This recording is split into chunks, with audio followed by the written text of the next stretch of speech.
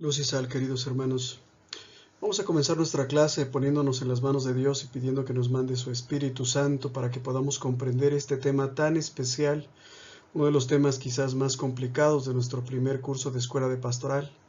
En el nombre del Padre, del Hijo y del Espíritu Santo. Amén.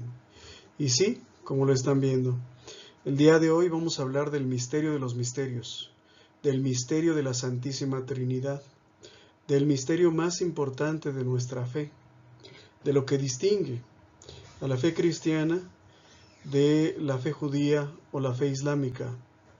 Nosotros creemos en un solo Dios, en tres personas distintas. ¿Cómo puede ser esto? Ya lo veremos más adelante.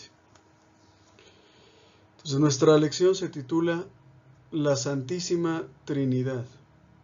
Como subtítulo, Cristo es el primer hombre insertado en el seno de la Trinidad. Cristo es hombre, pero al mismo tiempo es Dios. Cristo es la segunda persona de la Santísima Trinidad.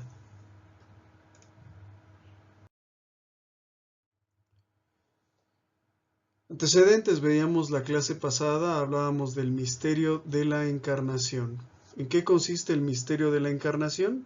En que Dios, sin renunciar a su naturaleza divina, asume la naturaleza humana para ser en Jesucristo Dios y hombre verdadero. Jesucristo es semejante a nosotros en todo, menos en la propensión al pecado. Jesucristo es el hombre perfectísimo, y en la medida en la que nosotros nos asemejemos a Él, llegaremos nosotros también a ser perfectos.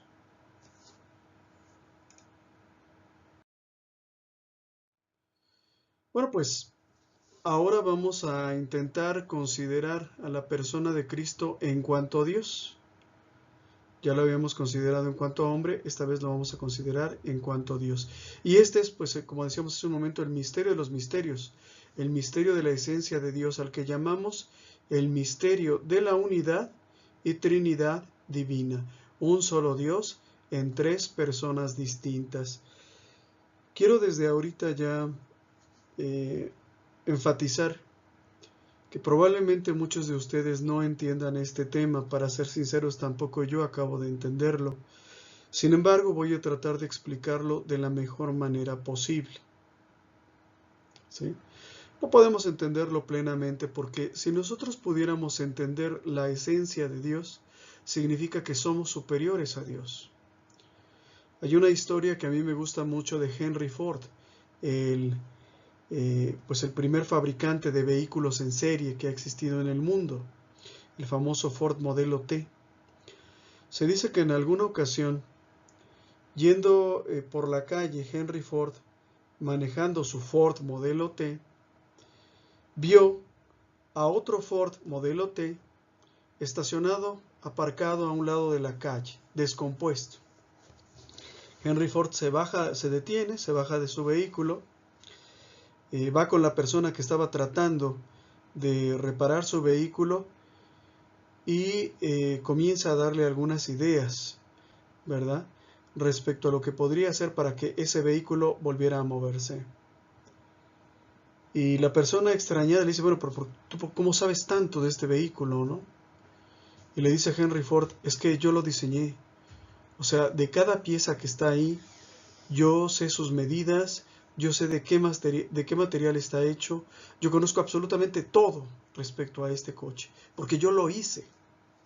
Entonces, para poder entender nosotros el misterio de la Santísima Trinidad plenamente, pues tendríamos que ser superiores a Dios, lo cual no es posible, y por lo tanto, pues vamos a contentarnos con tratar de entender el misterio de la Trinidad a partir de los elementos que ha utilizado la filosofía, ¿sí?, a partir de los conceptos utilizados por la filosofía.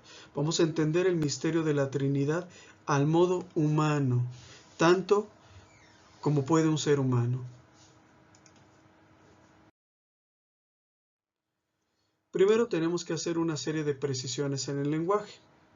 En lógica, Si A es igual a B, entonces B es igual a A. Por ejemplo, en lógica, si yo digo Juan es hermano de Pedro, y eso es verdad, bueno, pues entonces también es verdad que Pedro es hermano de Juan, ¿sí? No necesariamente sucede así cuando hablamos de Dios y de Cristo. Hablando de Dios y de Cristo, siempre será correcto decir que Cristo es Dios, pero no siempre será correcto decir que Dios es Cristo. ¿Por qué? Porque Cristo es Dios que se encarna en una determinada época de la historia, ¿sí? Entonces, si yo digo que Cristo es Dios, eso siempre va a ser verdad, ¿sí? Pero no siempre va a ser correcto decir que Dios es Cristo.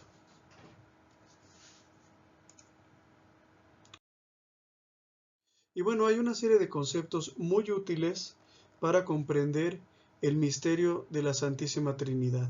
Por ejemplo, el concepto de naturaleza, que es muy parecido al concepto de esencia. ¿Qué es la esencia? La esencia de una cosa es lo que hace ser a la cosa lo que es y no otra cosa, ¿sí? ¿Qué es la naturaleza? La naturaleza es algo muy parecido. La naturaleza es el conjunto de propiedades que tiene un ser de manera innata, con las que nace, que le son propias, es decir, que no adquirió posteriormente al momento de llegar a ser. Por ejemplo, los jitomates. Los Estados Unidos los llaman tomates, aquí en México los llamamos jitomates.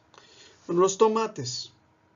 Los tomates son rojos, redondos, jugosos, sabor agridulce, con un determinado olor, ¿verdad? Con una determinada consistencia, ¿sí? Los tomates no existen en la naturaleza hechos puré, totalmente licuados, y menos en latas. O sea, no hay árboles de latas de tomates, ¿sí? Entonces, las propiedades que tiene un ser o un ente de manera innata, con las cuales nace, esas son su naturaleza, ¿sí? El estar totalmente licuado y dentro de una lata no es la naturaleza del tomate. No es así como nace el tomate.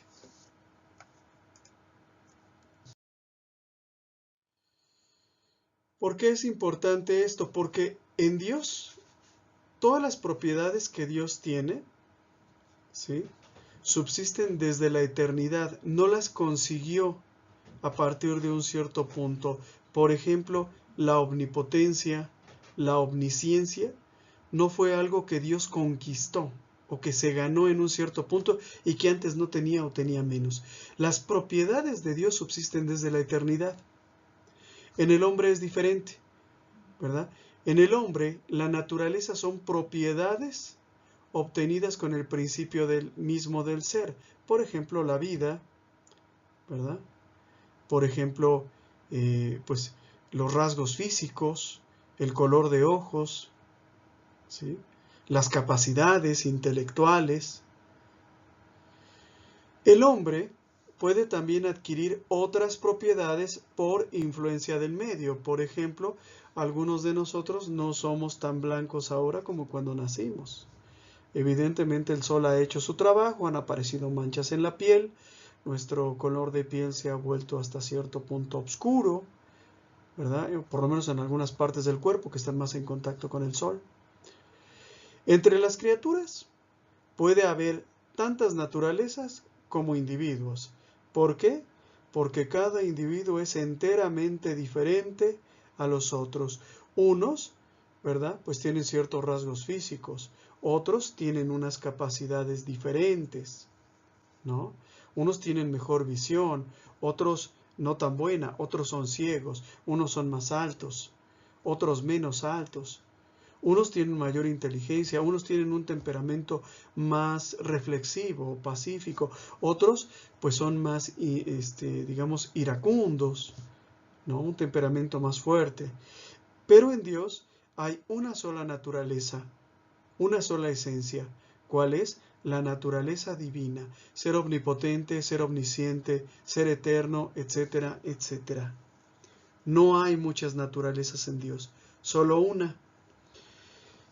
Siempre que hablo de esto me acuerdo mucho del ejemplo de la industria de revestimientos cerámicos. Si ustedes toman una piedra de mármol, ¿sí? Toman la roca, la cortan en placas de un mismo tamaño y la pulen, ¿sí? Todas las placas extraídas de la misma piedra van a tener una naturaleza parecida. Cuando se acaben las placas que fueron tomadas de esa piedra, ustedes pueden regresar a la misma cantera, es decir, al lugar donde están las piedras de mármol, tomar otra que va a ser muy parecida a la primera, pero no va a ser exactamente igual. ¿Por qué? Porque a lo mejor cuando se formó esa cantera hace millones de años, se formó con una explosión volcánica. Y la segunda piedra que tomaste, ¿sí?, estuvo expuesta al aire un segundo más que la primera que tomaste. A lo mejor estaba lloviendo y unas gotitas de agua hicieron la diferencia. Entonces fíjate bien, nunca vas a tener, por ejemplo, en un piso de mármol, dos piezas exactamente iguales, ¿sí? Por supuesto pueden ser tan parecidas que el ojo humano las confunda, pero no van a ser exactamente iguales. Lo mismo es entre los individuos, hay tantas naturalezas como individuos. Sí, bueno, los dos son inteligentes, los dos tienen capacidad de comunicación, de hablar, sí, eso es verdad, pero nunca vas a encontrar a dos iguales. En el caso de Dios, solo hay una naturaleza, que es la naturaleza divina. También es muy importante traer aquí o recordar más bien el concepto de persona. ¿Qué es una persona? Una persona es un ser que tiene la capacidad de relacionarse espiritualmente. ¿Por qué nos podemos relacionar espiritualmente las personas? Porque tenemos dos elementos o dos características que son la inteligencia y la voluntad. Entendemos y queremos, deseamos ciertas cosas. No sucede así con los animales, ¿verdad? Los animales, bueno, pues cuando actúan por instinto. Y el conocimiento que ellos tienen de las cosas, pues es puramente inmediato. Un perro, si ve una salchicha, bueno, pues a lo mejor se para en dos patas queriendo que le des la salchicha, pero no sabe ni siquiera qué es una salchicha, ¿no? Ni de qué está hecha, ni lo sabe ni le interesa. Entonces una persona es un ser que tiene capacidad de relacionarse espiritualmente. En este caso, por ejemplo, pues vemos a un hombre y a un niño que están conversando. El niño está evidentemente hablando y el Señor, que probablemente sea su papá, ¿verdad?, lo está escuchando.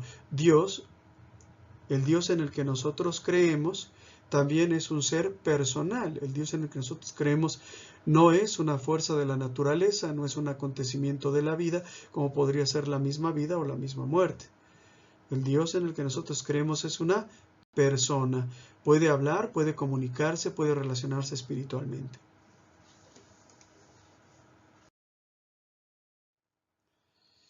Las cosas, los objetos, carecen de capacidad de relacionarse espiritualmente.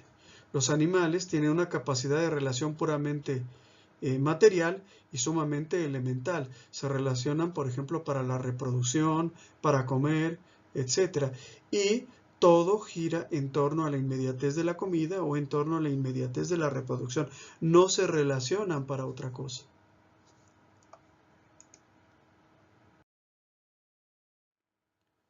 También es importante entender el concepto de perfección. ¿Qué es la perfección o qué es una perfección? Es cada una de las propiedades que conforman la naturaleza del ser. Por ejemplo, si vemos en la ilustración que aparece en pantalla, en el lado izquierdo, en la parte más baja de la escalera, tenemos una piedra, un material inerte. La perfección de la piedra, ¿cuál es? Existir. Con existir, la piedra ha hecho lo mejor que podía. Yendo más arriba, tenemos a un vegetal.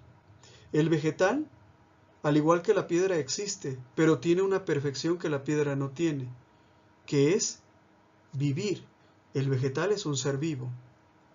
Yendo más arriba, tenemos a los animales. El animal, al igual que el vegetal existe, al igual que el vegetal y la piedra existe, al igual que el vegetal, el animal también tiene vida, pero tiene otra cosa por encima del vegetal. Tiene instintos. ¿Sí? Yéndonos más arriba, el ser humano, el hombre, al igual que el animal, tiene instintos, al igual que el vegetal y el animal tiene vida, al igual que la piedra existe, al igual que la piedra, el vegetal y el animal, el ser humano existe, pero tiene dos perfecciones que le colocan por encima del animal, que es la inteligencia y la voluntad. ¿Sí? El Dios que nos creó, ¿verdad?, posee todas estas cualidades, pero en grado superlativo, es decir, Dios existe desde siempre, Dios vive eternamente, Dios es omnisciente, todo lo sabe, Dios es omnipotente, todo lo puede. Sería un contrasentido, veíamos en las primeras clases, ¿verdad?, que habiendo hecho al hombre, habiendo creado al hombre, Dios fuera menos inteligente que el hombre, o que tuviera pues menos voluntad que el hombre, ¿no? Sería un contrasentido.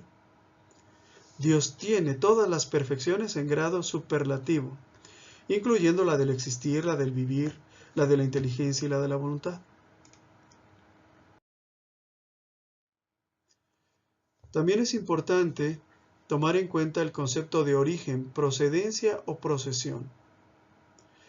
El origen es el acto por el cual un ser procede o se origina de otro ser de manera real. Por ejemplo, ¿verdad?, pues el bebé tuvo su origen en su madre. No apareció de la nada, ¿sí? No cayó del cielo, sino que fue originado por otro ser, procede de otro ser. Sin su madre, este bebé nunca hubiera podido llegar a existir, sin su madre y sin su padre. También es importante entender el concepto de engendrar. Engendrar es el acto por el cual un ser engendra o transmite la vida a otro ser que resulta ser semejante al primero. En la fotografía que aparece en pantalla tenemos a dos mujeres, una madre y una hija, ¿sí? La madre engendró a la hija fue engendrada por la madre, pero el engendrado o la engendrada en este caso, pues es semejante a la primera, es semejante a la madre, y prueba de ello pues son algunos rasgos físicos como sus labios, su nariz y sus preciosos ojos, ¿no? La belleza de esa niña invariablemente procede de la belleza de su madre. ¿Por qué? Porque su madre la engendró, ¿sí? Le dio la vida. Bueno, pues todas estas procesiones existen también en Dios. ¿Cuáles son las diferentes procesiones que existen? Las procesiones inmanentes, ¿sí?, que son las que permanecen en aquel de quien proceden, por ejemplo, los pensamientos, y las transeúntes, es decir, las que tienen existencia fuera de aquel de quien proceden, como por ejemplo las palabras, ¿verdad? Las palabras existen fuera de nosotros, no dentro de nosotros, pero proceden de nosotros, ¿sí? Se originaron en nosotros. En el momento en el que yo hago funcionar mi aparato fonador y digo, estas palabras que estoy diciendo salen de mí y se vuelven una procesión transeúnte. Entonces, en resumen, tenemos dos tipos de procesiones. Las inmanentes, por ejemplo, cuando pensamos, pues nuestros pensamientos existen mientras permanecen en nosotros. Pero cuando estos pensamientos salen, cuando escribimos una carta, lo escrito queda fuera de nosotros. Y entonces, ¿verdad?, ese pensamiento, esa procesión inmanente se vuelve transeúnte. Entonces, en Dios también hay procesiones inmanentes y transeúntes. inmanentes, por ejemplo, la unidad de Dios y la Trinidad de personas, es decir, es algo que permanece dentro de Dios, que no es visible para nosotros, que no lo podemos percibir. Sabemos que existe la Santísima Trinidad porque Dios mismo nos lo reveló, ¿sí?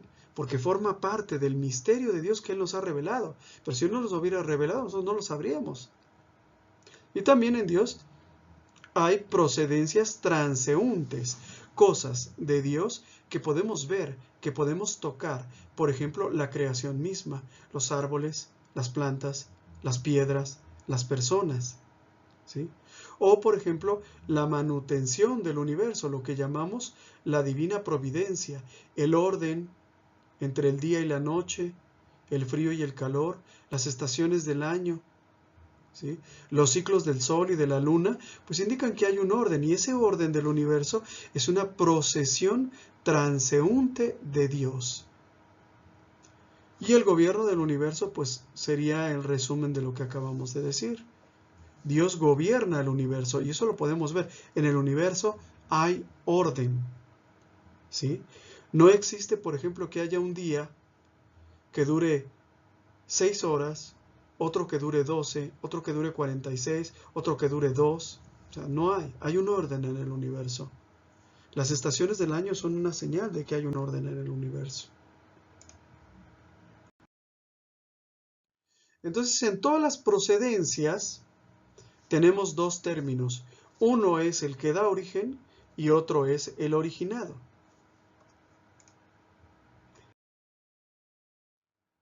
Por ejemplo, el Hijo procede del Padre. El Padre no procede del Hijo, ¿sí? Sino que el Hijo es quien procede del Padre. El Hijo no hubiera podido existir sin el Padre. O por ejemplo, el calor procede del sol.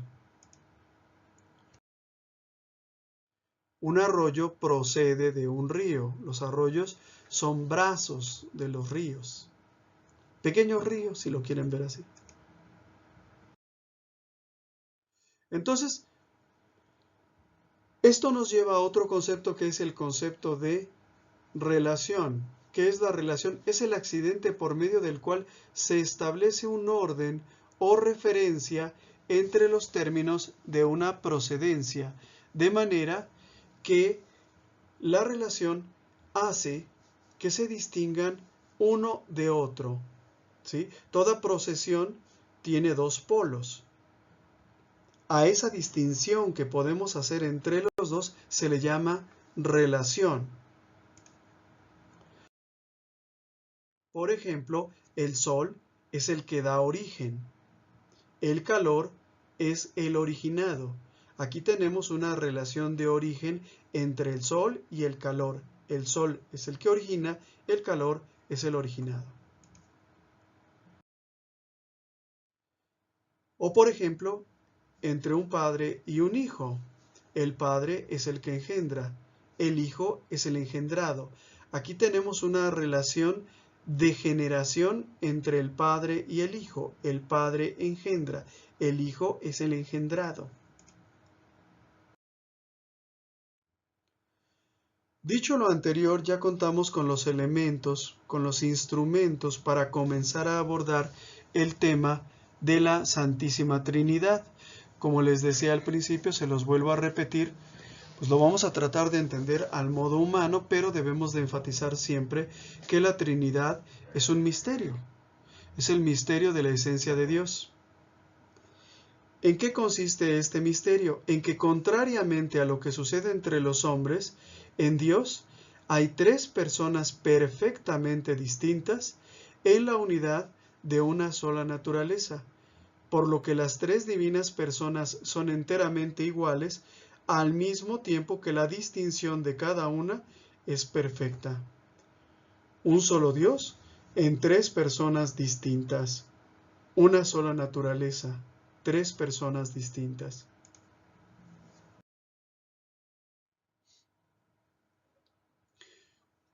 Vamos a tratar de explicar el misterio. Primero tenemos que decir que Dios es acto puro, es decir, que su forma de ser es inmutable. sin variación eternamente, pues tiene en acto toda potencia, toda posibilidad. Yo puedo mover esa silla, pero entre que piense moverla y lo haga, hay una cierta distancia, ¿sí? Tengo que levantarme de donde estoy, aproximarme a la silla, empujarla con la fuerza suficiente como para moverla de su lugar. Podría ser que incluso la silla fuera de cemento o que estuviese soldada al piso y yo no la pudiera mover. Dios tiene en acto toda potencia, ¿sí? Es decir, puede hacer algo con solo pensarlo, con solo quererlo. Entonces vamos por partes, vamos a explicar cada uno de los polos de esta relación, de este misterio que llamamos la Santísima Trinidad. El principio de todo es el Padre. El Padre tiene dos procesiones inmanentes, es decir, que permanecen dentro de Él. Una es el entender y otra es el amar. Vamos a hablar primero del entender. El Padre se conoce. Se representa en la mente una imagen de sí mismo, una imagen perfectísima. Esta imagen que Dios se representa de sí mismo es tan perfecta que tiene todas sus perfecciones, incluso la de existir desde la eternidad, y tiene todas sus propiedades, es decir, su misma naturaleza, es omnisciente, es omnipotente. Esa imagen que Dios se representa a sí mismo, tiene inteligencia y voluntad, y es por lo tanto capaz de relacionarse espiritualmente. Es igual a Él, es una persona, pero no la misma persona, sino una persona distinta por cuanto no es el mismo el que piensa que el pensado. ¿Sí? Piensa en una persona, por ejemplo, en tu hijo el menor o tu hija la menor. ¿Sí? Imagínate su cara, imagínate su sonrisa. ¿Sí? Bueno, esa imagen que tú te representaste, dentro de tu cabeza, en tu mente, no tiene vida.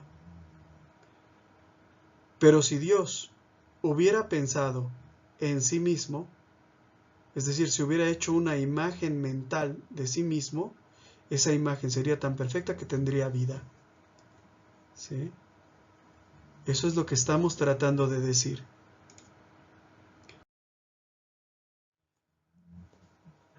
De hecho, pensar es representarse una imagen de las cosas. Por ejemplo, vean el hombre que está ahí en la pantalla. Cuando yo digo eso, inmediatamente tu mente busca la imagen de un hombre. Lo quiere ver más alto, lo quiere ver con bigotes, lo quiere ver con hijos. E inmediatamente tu cerebro compara la fotografía que yo te estoy mostrando con el concepto mental que tiene de lo que es un hombre. Y dice, no, mira, perdón, pero es un niño. Es casi un bebé lo que aparece en pantalla.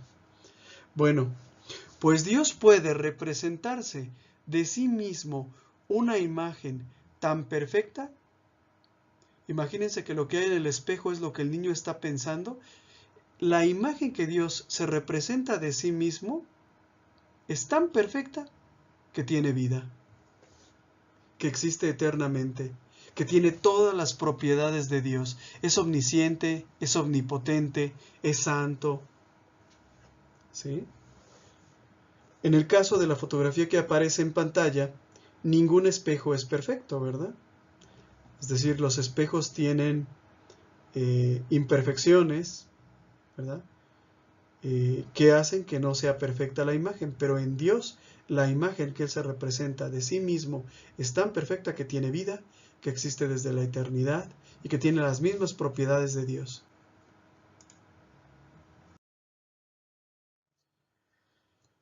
Entonces, entre el Padre y el Hijo hay un acto de generación. La primera persona en Dios es justamente llamada Padre. Y la segunda persona es llamada justamente hijo, pues existe realmente un acto de generación por el cual la primera persona, o sea, el padre, engendra o transmite la vida a la segunda persona por vía del entendimiento. ¿Sí? Es decir, como una imagen mental de sí mismo. Habíamos hablado que había procedencias en Dios según el entender y también según el amar. El Padre y el Hijo se aman.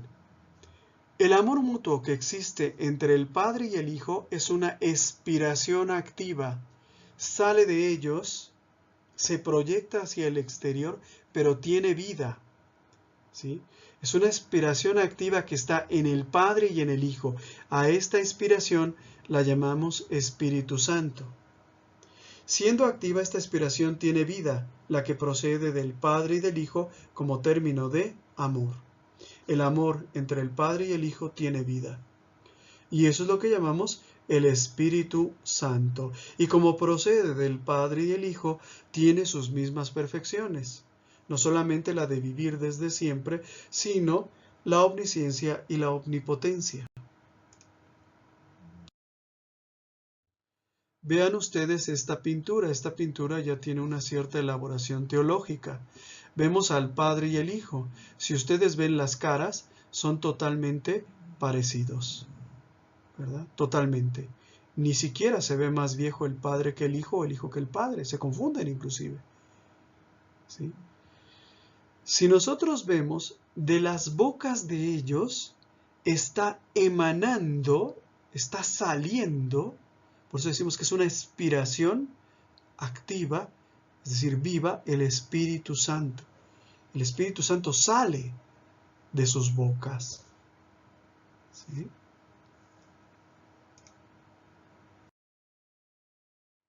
Entonces, ¿qué es lo que tenemos o en qué consiste el misterio de la Santísima Trinidad? Un solo Dios en tres personas distintas. Tres personas que son iguales y distintas al mismo tiempo. Son tres personas distintas, ¿por qué? Porque uno es el que engendra, o sea, el Padre, y otro es el engendrado, o sea, el Hijo, y un tercero es el amor que de ambos procede, o sea, el Espíritu Santo. Estamos hablando de tres personas perfectamente distintas, pero son iguales. ¿Por qué iguales? Porque ninguna es anterior a las otras, ninguna tiene más dignidad, más perfección o más autoridad, pues es una sola naturaleza que las une en la igualdad de un solo Dios.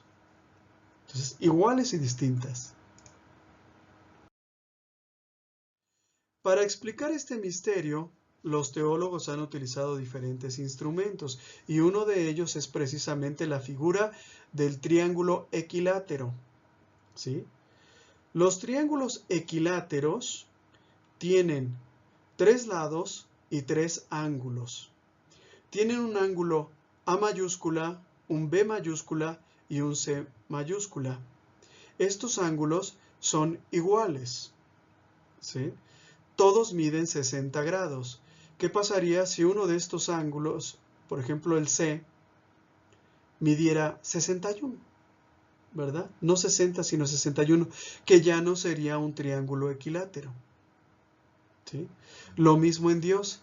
Si alguna de las personas de la Santísima Trinidad hubiera existido antes, tuviera más dignidad, tuviera más poder, tuviera más conocimiento, ¿sí? Fuera más omnipotente, pues entonces ya no sería Dios. ¿Sí? Igualmente, el triángulo equilátero tiene tres lados, el lado A minúscula, el lado B minúscula y el lado C minúscula. Todos ellos, en el triángulo que aparece en pantalla, miden 10 centímetros. Si alguno de ellos, por ejemplo el lado A, midiera 11, ya no es triángulo equilátero. ¿Sí? Si tiene más dignidad, más poder, o existe desde antes, ya no es Dios. ¿Sí? Y con todo, el ángulo A es el ángulo A, no es el ángulo B. Y el ángulo B es el ángulo B, no es el A, y tampoco es el C. El C es el C, no es el A, no es el B. Son diferentes. El lado A, ¿verdad? Pues es el lado A, no es el B, no es el C. El lado B no es el C y tampoco es el A. El lado C no es el A y tampoco es el B. ¿Sí? Iguales y distintos.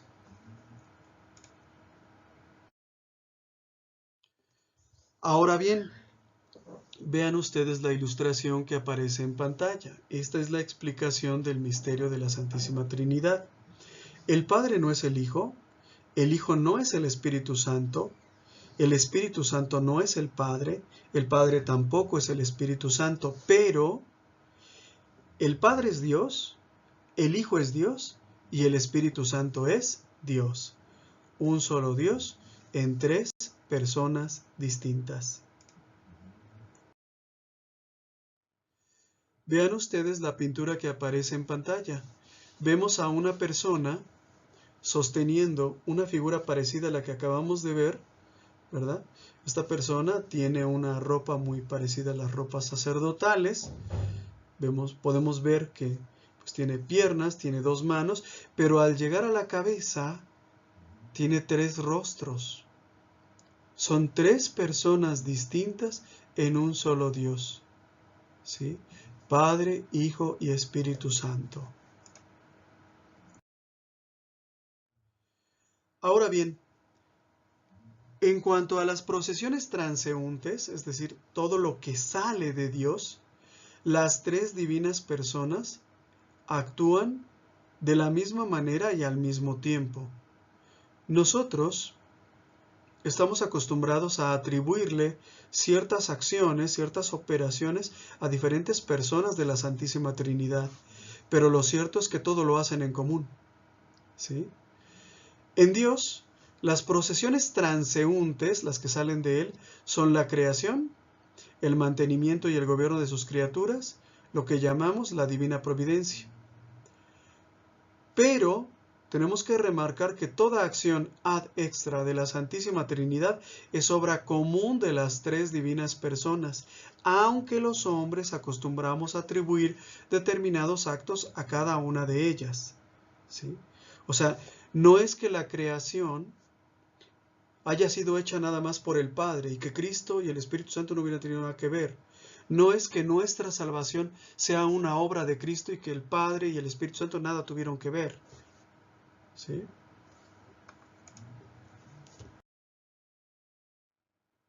Entonces, hay que aprender a distinguir todo esto. Quizás choca con lo que hemos aprendido. Estamos acostumbrados, por ejemplo, a representar al Padre como un anciano de muchos años. La verdad es que el Padre, el Hijo y el Espíritu Santo son iguales. Al Padre le atribuimos la creación, la providencia de sus criaturas, el poder, la fuerza, la decisión de salvar a la humanidad caída en pecado, el premio o el castigo y el destino final del hombre. Se lo atribuimos, pero el Padre para realizarlo necesitó de Cristo y del Espíritu Santo. Al Hijo, al Verbo de Dios, imagen y expresión del Padre, le atribuimos la palabra sagrada, la obra de la redención, nuestra redención, la fundación de la Iglesia, el juicio final y ser cabeza de la humanidad en su peregrinar de regreso al Padre, nuestro último fin, todo lo cual constituye la obra mesiánica del Cristo, del ungido de Dios. Al Espíritu Santo le atribuimos la obra de la santificación, el amor, la luz, la sabiduría, la acción de la gracia, los llamados dones del Espíritu Santo y los carismas. ¿Cuáles son los dones del Espíritu Santo? Sabiduría, entendimiento, consejo, fortaleza, ciencia, piedad y temor de Dios. ¿Cuáles son los carismas del Espíritu Santo? Bueno, pues algunos, el Espíritu Santo les ha dado el don de enseñanza, el don de la palabra, ¿verdad? Algunos son predicadores, otros son sacerdotes, otros son obispos, otros son religiosas, otros somos laicos. Cada uno tiene su carisma según el Espíritu Santo se lo haya dado.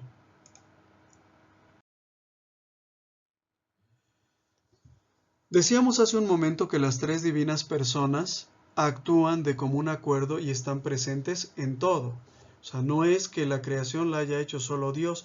Vamos a hablar, por ejemplo, de la presencia trinitaria del Padre, del Hijo y del Espíritu Santo en la creación.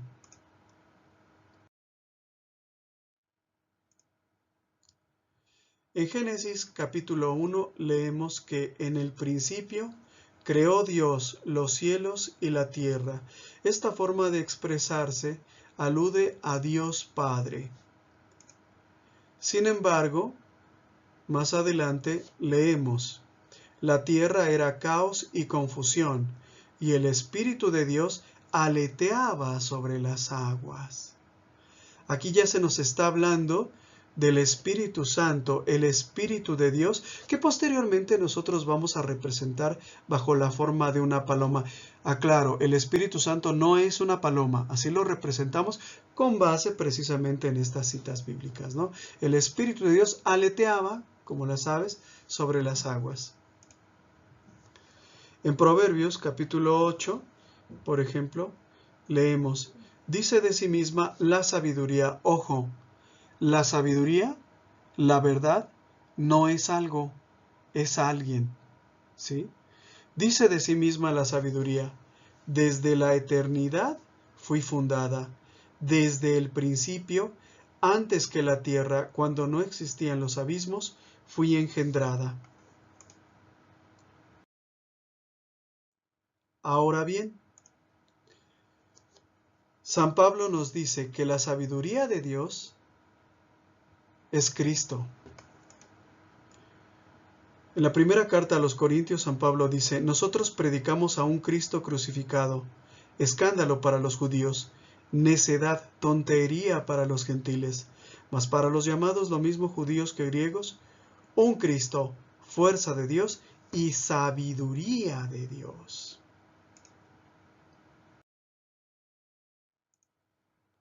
San Juan lo confirma al llamar al Hijo de Dios, es decir, a Jesús, como la palabra.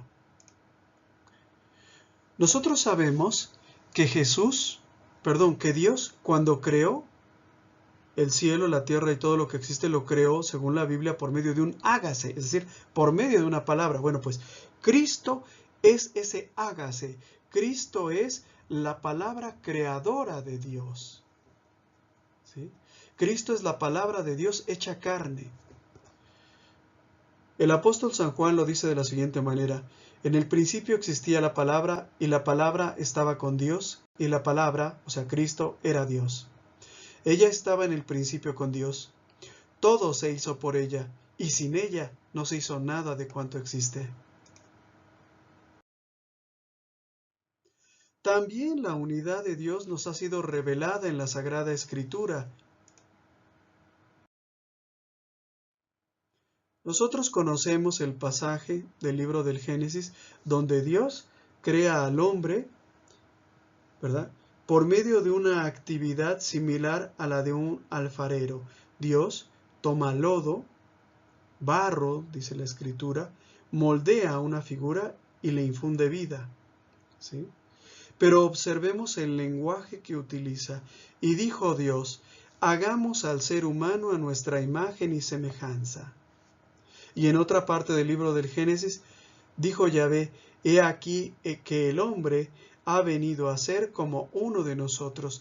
¿Qué es esto? La revelación de la Santísima Trinidad. Dios habla en plural.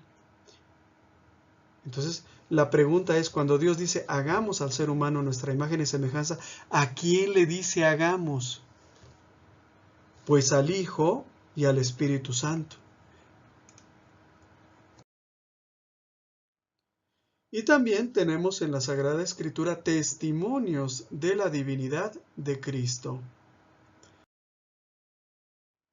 Por ejemplo, el primer testimonio de la divinidad de Cristo es precisamente la Anunciación. Cuando el ángel se aparece a la Santísima Virgen María, le dice, vas a concebir en el seno y vas a dar a luz a un hijo, a quien pondrás por nombre Jesús. Él será grande y será llamado Hijo del Altísimo. Es decir, el ángel es el primero que lo llama Hijo del Altísimo. Posteriormente en Lucas capítulo 3 leemos el pasaje del bautismo de Jesús. Todo el pueblo se hacía bautizar, y también fue bautizado Jesús. Y mientras estaba orando, se abrió el cielo, y el Espíritu Santo descendió sobre él en forma corporal, como una paloma. Se oyó entonces una voz del cielo: Tú eres mi Hijo muy querido, en quien tengo puesta toda mi predilección. Entonces, de aquí sacamos esa idea de representar al Espíritu Santo como una paloma. En este pasaje del bautismo de Jesús, el Espíritu Santo proclama que Jesús es el Hijo de Dios. En el Salmo capítulo 2, versículos del 7 al 8, leemos una proclamación similar. Voy a proclamar el decreto del Señor. Él me ha dicho: Tú eres mi Hijo, yo te he engendrado hoy. Pídeme y te daré las naciones como herencia, y como propiedad los confines de la tierra. En Mateo capítulo 17, versículo 5, leemos: Todavía estaba hablando, esta se refiere a la ascensión de Cristo, cuando una nube luminosa los cubrió con su sombra. Perdón, no está hablando de la ascensión de Cristo, está hablando de la transfiguración. Todavía estaba hablando cuando una nube luminosa los cubrió con su sombra, y se oyó una voz que decía desde la nube: Este es mi Hijo muy querido, en quien tengo puesta mi predilección. Escúchenlo. Aquí ya es Dios mismo el que proclama que Jesús es su Hijo. Tal como lo había predicho el profeta Isaías: Este es mi servidor a quien yo sostengo, mi elegido, en quien se complace mi alma. Yo he puesto mi espíritu sobre él para que lleve el derecho a las naciones. Y en el libro del Deuteronomio, capítulo 18, leemos que el mismo Moisés había predicho que iba a venir al mundo el Mesías, el Salvador, y que sería un profeta mucho más grande que él. Por eso suscitaré entre sus hermanos un profeta semejante a ti. Pondré mis palabras en su boca y dirá lo que yo le ordene. Al que no escuche mis palabras, las que este profeta pronuncia en mi nombre, nombre con mayúsculas, se refiere a Dios, yo mismo le pediré cuenta. Palabra de Dios, te alabamos, Señor. En Juan capítulo 12 vemos el cumplimiento de estas profecías. Mi alma está ahora turbada, dice Jesús. ¿Y qué diré al Padre? Padre, líbrame de esta hora. Si para eso he llegado a esta hora, Padre, glorifica tu nombre. Entonces se oyó una voz del cielo: Ya lo he glorificado y lo volveré a glorificar. La multitud que estaba presente oyó estas palabras. Pensaba que era un trueno. Otros decían: Le ha hablado un ángel. Jesús respondió: Esta voz no se oyó por mí, sino por ustedes. Dios está glorificando a Cristo como su Hijo. En resumen, Cristo es verdaderamente Hijo de Dios, engendrado por el Espíritu Santo. El Espíritu Santo es el amor con el que se aman el Padre y el Hijo. Dios es uno en su naturaleza y trino en sus divinas personas. El Padre es el principio de toda existencia. El Hijo es la imagen, el retrato, la expresión eterna del Padre. El Espíritu Santo es el don, el regalo, la gracia dada al Padre. La Trinidad Santísima, una e indivisible, opera unida en todo. Nosotros atribuimos al Padre la creación, al Hijo la redención y al Espíritu Santo la glorificación y la santificación. Reflexiones personales, cada uno de nosotros va a responder en su casa cuando pueda, ¿verdad?, estas preguntas. ¿Ha sabido agradecer al Padre la donación que nos hizo de su Hijo para que por Él fuéramos salvados? ¿Recuerda a Abraham e Isaac? Segunda pregunta. ¿Has sabido agradecer a Cristo su entrega a la muerte por ti? Tercera pregunta. ¿Has sabido agradecer al Espíritu Santo su gracia y sostén? Resolución. Nos ponemos todos de pie y decimos juntos: en adelante viviré consciente de las maravillas de la creación, la redención y la santificación que Dios ha hecho por mí. Así sea. Y bueno, no me quiero despedir antes de terminar esta clase mostrándoles una serie de cuadros, de pinturas sobre la Santísima Trinidad. En esta pintura vemos que hay tres personas vestidas a la usanza de las épocas de Cristo con túnicas.